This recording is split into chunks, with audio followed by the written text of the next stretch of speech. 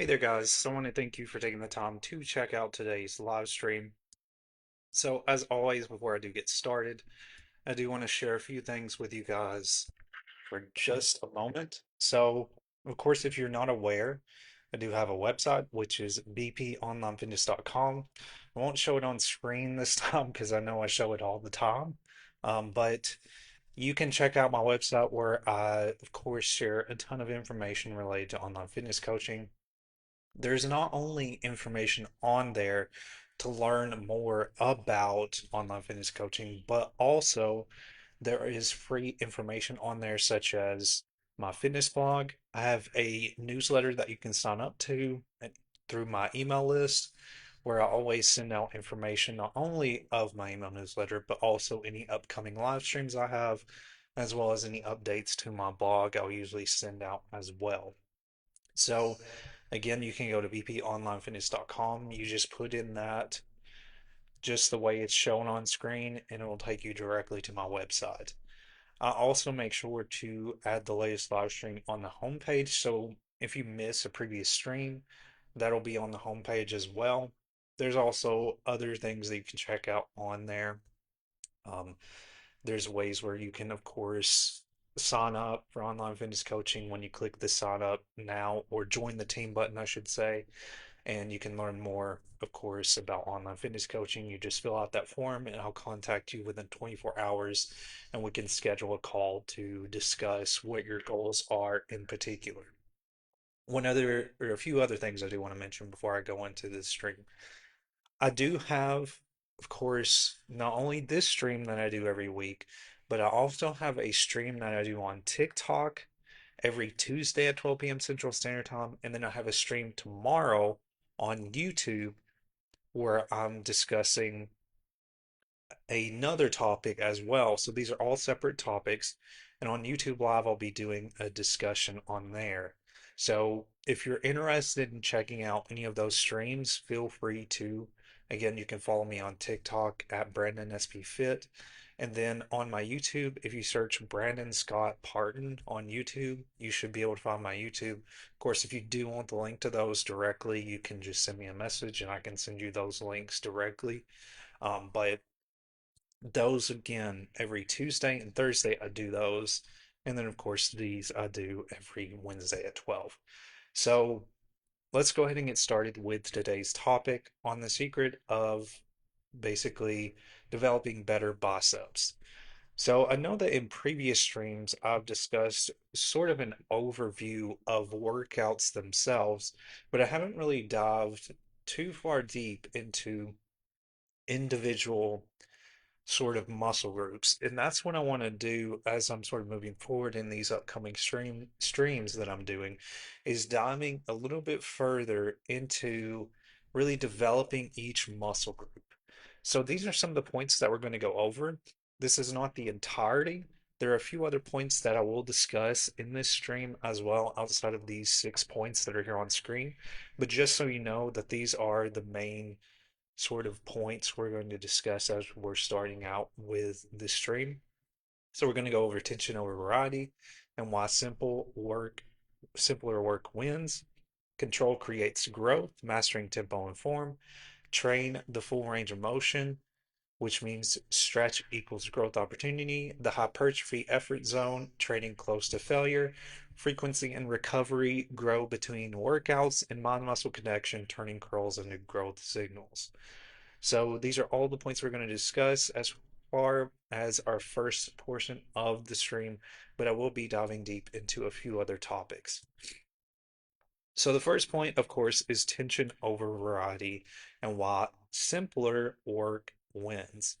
So muscles are going to naturally respond to tension and not exercise names, and that's the main thing that you need to, or the main concept, I should say, that you need to grasp, and this is not only really applies to bicep workouts, but a lot of workouts in themselves.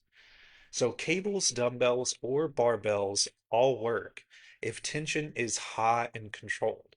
So mastery is going to be constant change. So you don't want to constantly shift through so many different exercises Like you don't want to just jump from one exercise to another each and every week. You want to make sure that your body gets adjusted to those workouts that you give it. So repeating and improving the same movements leads to better muscle recruitment and growth. And this is something too with clients that I always emphasize. With my clients, I always have them do particular phases in workouts. Normally, they'll stay in a phase for roughly 4 weeks, and then from there, they'll transition into another set of workouts. So each time we're focusing on, we're in those 4 weeks, we're focusing on mastering our movements. But then as we move forward, we're still, again, wanting to stay within that set of stay within that set of workouts so that we're mastering those movements and adjusting to each of those movement patterns that we're doing. So better execution is going to lead to better results. So it's again not about the weight that you're lifting, it's about how you control that weight, how you are able to go through the range of motion. Slower reps lead, of course, or excuse me, slower reps and controlled tempo, as well as full range of motion, is going to create a more effective stimulus. So, too much variety, again, is going to lead to less progress. Stay within a consistent amount of workouts and slow down in your workouts. Constantly switching exercises is going to prevent that skill development and is going to reduce intensity. So, what you need to take away from this particular point in itself is that it's always important to, again, stay within a certain amount of workouts. As you're moving forward, continue to master those workouts, and then you can go into a new phase where you're growing and, of course, trying to, increase the intensity. So slower reps, again, slowing down how you perform those workouts, whether it be bicep curls, that could be any type of workout, whether we're talking about hammer curls, preacher curls. When you slow down your workouts, you're going to notice a major difference. And I know it doesn't sound that dramatic of a change, but a lot of people don't realize how fast they do their reps until they intentionally think about slowing down. When you slow down, it makes such a big difference in how those muscles are reacting to that weight. So, again, think about it in that context as well as that when you have more control over your weights, this is really going to help with that progression. And, when you move into higher intensity workouts, you're going to have more sort of mindset on how you control those weights. So, control creates growth, mastering tempo, and form.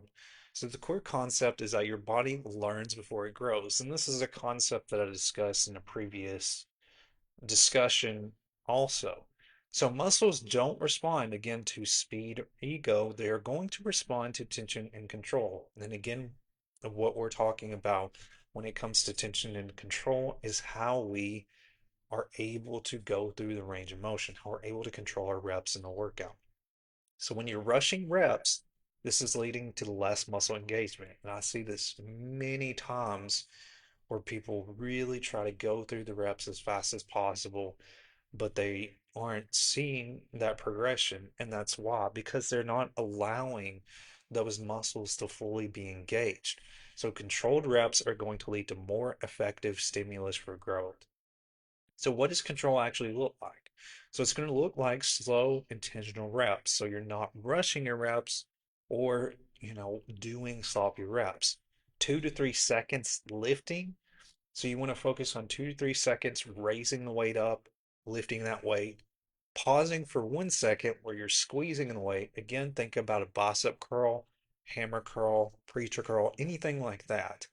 And then you're going to lower the weight for 3 to 4 seconds. Again, this is your lengthening sort of process where you're bringing that weight back down.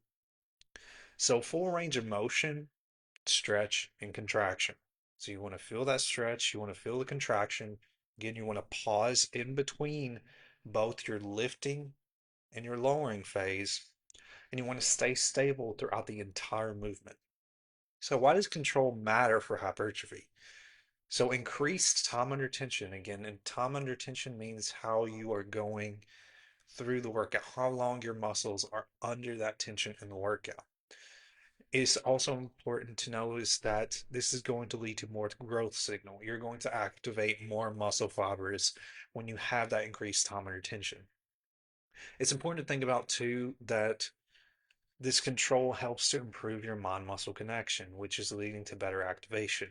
Mind muscle connection is where you're sort of connecting your mind to how you are lifting that weight. So you're intentionally thinking about in your mind. It's the way that I always describe it is this mindfulness in workouts. You are really thinking about how you're lifting that weight, you're feeling that weight that you're lifting. And again, what this is doing is activating more muscle. It's also reducing momentum. So this is going to keep tension on that target muscle, enhances stability, stronger, safe movement patterns. So all of these points are going to matter and they're going to help as you are going to progress forward in your workouts. So train the full range, stretch equals growth opportunity. So like I mentioned, with the full range of motion and when you're stretching and really spending more time under tension and really extending your arms out, again, slowing that movement, this is leading to more muscle fibers being activated. So, in workouts that you perform, there's usually two sets of muscle fibers that are being used. And so, if you're rushing through the reps, a lot of times you're only activating one particular set of muscle fibers, and you're sort of basically limiting the other muscle fibers that could be activated that can help with the muscle growth process. So, muscle growth, again, isn't just about lifting weight, it's about how much tension you create across the entire range of motion, especially in the lengthened or the stretched position. So, why does the stretch matter? High tension occurs at longer muscle lengths. So, that is leading to a stronger hypertrophy signal, or in other words, muscle growth signal. So, more muscle fibers are recruited when you control the bottom range. This is leading to better mobility and strength combined, which is going to give you more or help to build more usable muscle. This is going to reduce partial reps or plateaus, or with us leading to plateaus that limit long-term growth. What a partial rep is when you're kind of cutting your reps short. You're not really fully extending, you're kind of, again, the way you can describe this is if you're swinging the weight and you're just trying to rush through the reps. So, what most people miss is they rush through the bottom of the rep. You have to make sure that you fully extend, that you fully go through each stage in that workout, the lifting, the pausing, and the lowering stage. So, cutting range too short is going to lead to, of course, the prevention of you being able to lift heavier weights as you move forward. So losing tension at the deepest position. So you're going to lose tension if you aren't really thinking about how you're controlling the weight in that range of motion. So how do you apply this? I sort of discussed this in the previous slide, but I do want to go over this and sort of explain this in a few separate workouts. So how to apply this? So like I mentioned, there's three different phases that you go through as you're performing a set of basically a single set in a workout. So you have the eccentric phase. This is the what you want to focus on a ton in slowing the eccentric phase. So this is usually your lowering phase as you're bringing the weight down. You want to think about slowing down for 3 to 4 seconds. Again, count this as you're going throughout the reps. Pause briefly in the stretch. So usually if you're thinking of a bicep curl, this is the squeeze where you're squeezing the biceps and you're bringing the dumbbell up to your shoulder. So that's sort of that position where you want to focus on really pausing, squeezing that muscle, and feeling that stretch for 1 to 2 seconds under control. Own the bottom position before driving up. So choose exercises that load the lengthened position. So some examples are incline dumbbell press. So there's a deep stretch in the chest when you're doing these. Romanian deadlifts, which is hamstring under stretch, and then overhead tricep extensions, which is long head stretch. So I know that these aren't in particular focusing on biceps per se, but these are some other examples that can be very beneficial when it comes to really thinking about that stretch. So going back to the concept of biceps, when we're thinking of biceps, again, when you think of a bicep curl and you're extending that weight down, that is where you really want to emphasize a lot of the muscle engagement. The same isn't, for example, like with a preacher curl. The preacher curl, the only difference you have with a preacher curl is usually you're using a support. So usually you're using a bench and you're laying your arm down on that bench and you are bringing the weight up. And so what you want to think about is slowly lowering that weight down as you're bringing it again into that stretch. And the same applies with a hammer curl. The difference with a hammer curl is we're holding it in a different position. So we're having our palms facing each other in a hammer curl. But the same concept applies. When we're curling up, we want to have control. And then when we want to slowly lower the weight back down to that starting position. So that's what you want to think about with biceps. And again, I know that I mentioned some workouts that are outside of that, but I want to give you some other examples to think about as well. So the hypertrophy effort zone. So the hypertrophy effort zone is the level of intensity where muscles receive enough stimulus to grow without accumulating unnecessary fatigue. So this is where training becomes effective and not just exhausting. So this is going to go over a point that I've discussed previously, but I do want to mention it because it's still just as important, especially when we're talking about the concept of really building better bicep muscles. So understanding RIR, which is known as reps in reserve. So reps in reserve is basically how many reps that you would have left if you continued with the workout. So let's say again, if you have again, let's go through these points here. So 0 reps in reserve means that you cannot perform another rep, so it's true to failure. So if you're going through, let's say you have a rep range of, let's say, just 8 to 12 reps. So when you're going through those reps, you're reaching max to roughly 12 reps. And when you're getting to those 12 reps, it's becoming extremely hard to lift that weight, but you're still able to do it. So that means you're basically reaching true to failure or true failure, in other words. So 1 to 2 reps in reserve is an optimal zone for hypertrophy. So a high effort with controlled reps. So what this 1 to 2 reps in reserve means is that you're going through, say you're able to perform 8 reps in a pretty controlled manner, but you still feel like you could likely do at least 1 or 2 reps. So this is where you know that you're sort of in that sort of hypertrophy range. So when you're stopping within those 1 to 2 reps that would lead you to failure, that's sort of this optimal zone for hypertrophy. So 3 plus reps. So if you're still able to really perform more, so let's say you reach maybe roughly, let's say 6 reps. When you know you could perform 8 reps, that means you're making it too easy. So, like I said, if our rep range is 8 to 12, we want to reach the minimum of roughly 8 reps.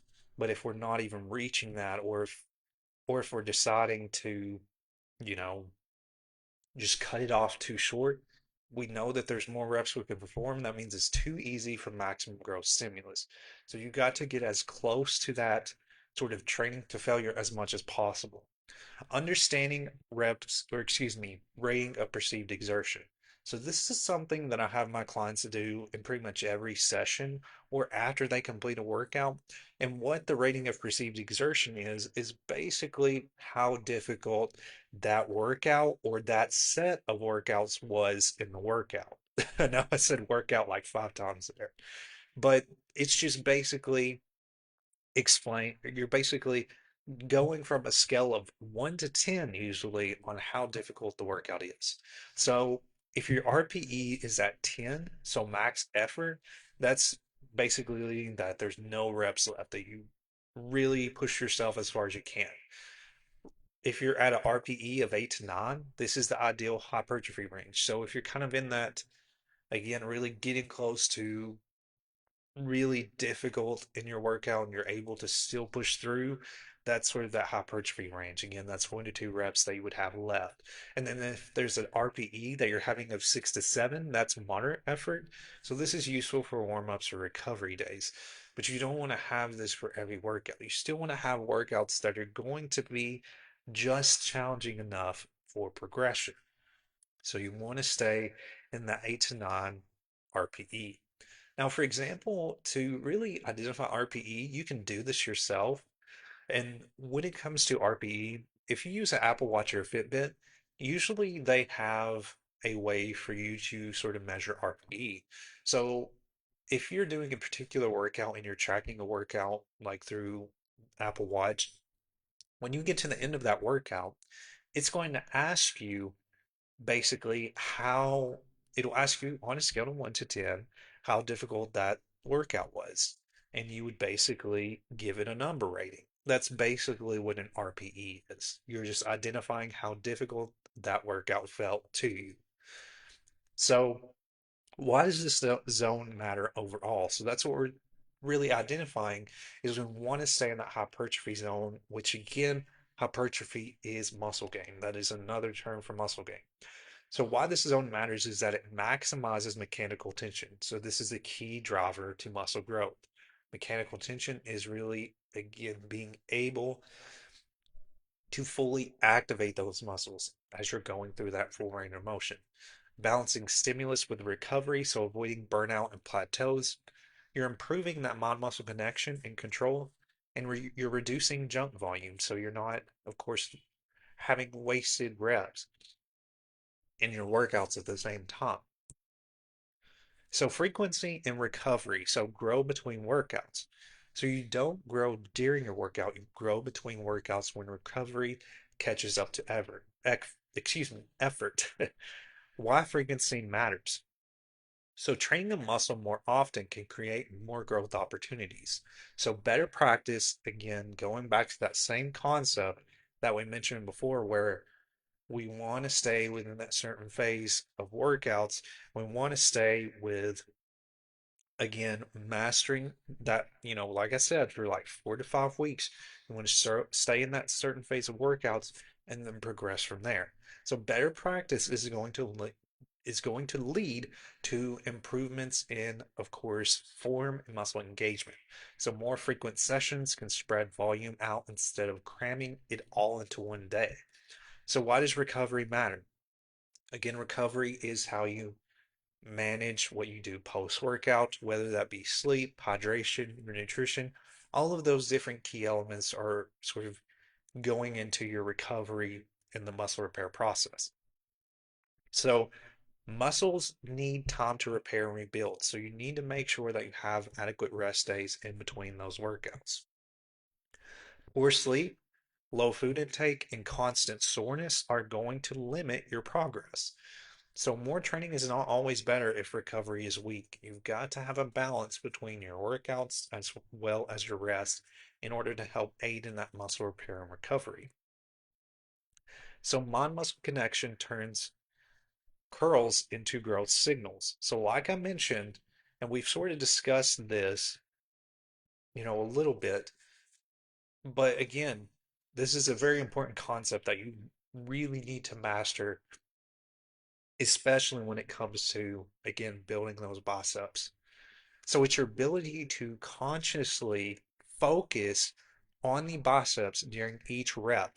So you're maximizing that activation and tension in the target muscle. So why does this matter?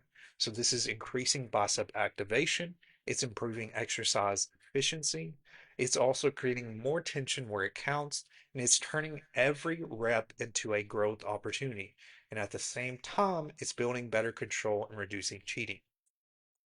So what you need to think about, again, when we're thinking of bicep workouts, picture your biceps shortening at the top and then feeling the stretch at the bottom. You're sort of visualizing that in your head.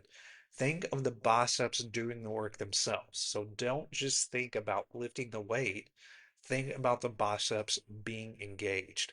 Slow down, use that controlled tempo, and feel both the stretch, again, as you're really lowering the weight, and the squeeze as you're bringing the weight up. You also want to think of squeezing and holding, so contracting fully at the top for 1 to 2 seconds and squeezing that weight at that top position at that pause. You want to make every single rep count in your workout. And this is going to really lead to overall, again, muscle growth. When you think about this, it's going to also, even if you're using a lot of weight, it's going to create more of a challenge in your workouts at the same time. So, in a in a conclusion of all of what we discussed, bigger biceps is going to come from better tension, and it's not just more curls. It's all about what actually matters. So you're controlling every rep, you're using a full range of motion, and you're slowing down the lowering phase of the workout. You want to squeeze hard at the top, and then you want to train as close to failure, like what we mentioned previously with our RPE and our reps in reserve, and you want to stop swinging the weights. So the growth mindset is don't just move the dumbbell, make your biceps on the rep. So think about the biceps being engaged, like we mentioned with that mind muscle connection. When you have all of these elements aligning together, you're going to notice a major difference in how that muscle is going to be engaged. So, again, guys, thank you for taking the time to check out today's stream. I really hope that this was helpful and valuable. And I really think that this is a very important topic to really get a grasp on. I think it's going to help you a ton with your bicep workouts, and it's going to help you to be more mindful in how you approach workouts. So, if you do want to check out more of what I have to offer, you can visit my website, bponlinefitness.com. I do have my social media, of course, on Instagram, TikTok, as well as all the other platforms. Usually, my username is under at Brandon SP Fit. And then I have my phone number and email address here if you want to contact me as well. Thank you guys, as always, for your support and taking time to check out what I have to offer. Again, I do these streams every Tuesday at 12, excuse me, every Wednesday at 12 p.m. Central Standard Time. And then, of course, I do a TikTok stream on Tuesday at 12 p.m. Central Standard Time. And then on Thursday, I do a YouTube live at 12 p.m. Central Standard Time. So definitely check those out if that's something that you're interested in. Again, all of these different streams, I try to make them unique and to where I'm not sort of rehashing things. So these are all unique to those platforms. So whatever you see on TikTok is going to be unique. So I try to make it again where it's not redundant and too repetitive. So definitely check those out. But again, guys, I really appreciate your time. I really hope that this was insightful and helpful. And again, guys, I will see you in the next live stream next Wednesday at 12 p.m. Central Standard Time. So thank you guys once again for taking the time to check this out.